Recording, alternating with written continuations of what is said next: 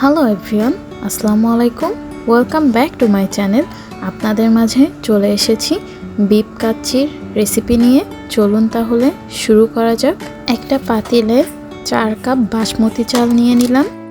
কিছু পরিমাণ টক দই ফেটিয়ে রাখছি। এখানে 1 কেজি পরিমাণ গরু মাংস নিয়েছি। মাংসের সাথে মশলাগুলো অ্যাড করে দিচ্ছি। 1 টেবিল স্পুন আদা বাটা, 2 টেবিল স্পুন শুকনো মরিচ বাটা, 1 টেবিল স্পুন পেঁয়াজ বাটা, 1 টেবিল স্পুন রসুন বাটা, ফেটিয়ে রাখা টক দই আর রাঁধুনি কাচ্চির মশলা অ্যাড করে ভালোভাবে মিক্সড করে 1 ঘন্টার জন্য ম্যারিনেট করতে রেখে দিচ্ছি।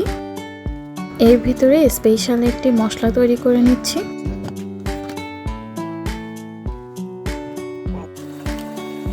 আলুগুলা অল্প পরিমাণে লবণ আর হলুদ মিশিয়ে ভেজে নিচ্ছি।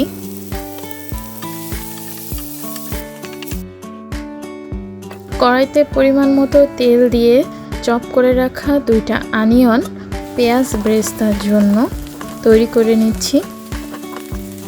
অন্য চুলায় একটা হাঁড়ি বসিয়ে পানি দিয়ে 3-4টা তেজপাতা দিয়ে অল্প পরিমাণে তেল দিয়ে পানিগুলা ফুটে যাওয়া পর্যন্ত অপেক্ষা করে ভালো মতন ধুয়ে ভিজিয়ে রাখা বাসমতি চালগুলো পানিতে ঢেলে দিলাম।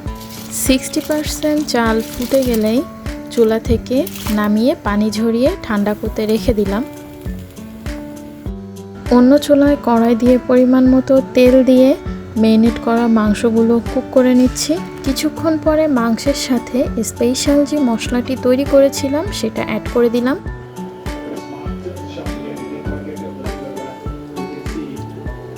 মাংস রান্না হয়ে গিয়েছে, চুলা থেকে নামিয়ে ফেলছি।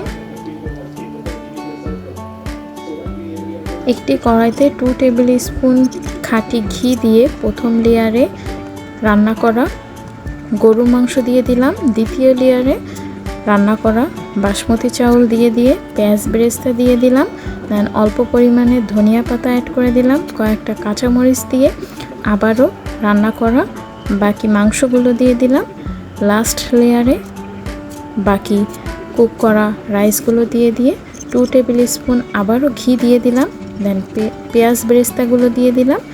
কয়েকটা কাঁচামরিচ এবং ধনিয়া পাতা এবং পুদিনা পাতা কুচি অ্যাড করে ফুড কালার অ্যাড করে দিয়ে আধা ঘন্টার জন্য দমে ঢেকে দিলাম। আধা ঘন্টা পরে ফিরে এসেছি। দেখুন কত সুন্দর কালার এসেছে এবং মাংস যতটুকু সিদ্ধ হতে বাকি ছিল এবং চাউল ফুটতে যতটুকু বাকি ছিল সবগুলো পারফেক্টলি হয়ে গিয়েছে এবং এত সুন্দর একটা ফ্লেভার বের হয়েছে, অসাধারণ। আপনারা দেখতেই পাচ্ছেন কাচ্চিটা কি পরিমাণে ঝুরঝুরা হয়েছে।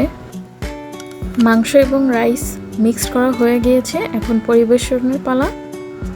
আমার ভিডিওটি যদি আপনাদের কাছে ভালো লেগে থাকে দয়া করে like, comment, share and subscribe করুন। আজকের ভিডিওটি এ পর্যন্তই। আল্লাহ হাফেজ।